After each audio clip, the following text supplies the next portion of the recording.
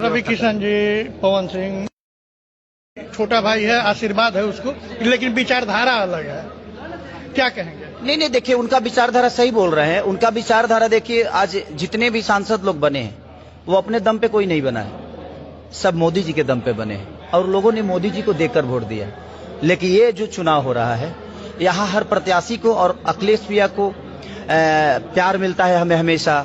तो हमारे तेजस्वी भैया, माननीय लालू प्रसाद यादव जी, माननीय हमारी मीशा दीदी, रोहिणी दीदी, या हमारे राबड़ी माता, सबका एक, और जो गठबंधन के पूरे लोग हैं, सबका एक प्यार है मेरे प्रति। और यहाँ के लोगों को ना एक बेटा चाहिए।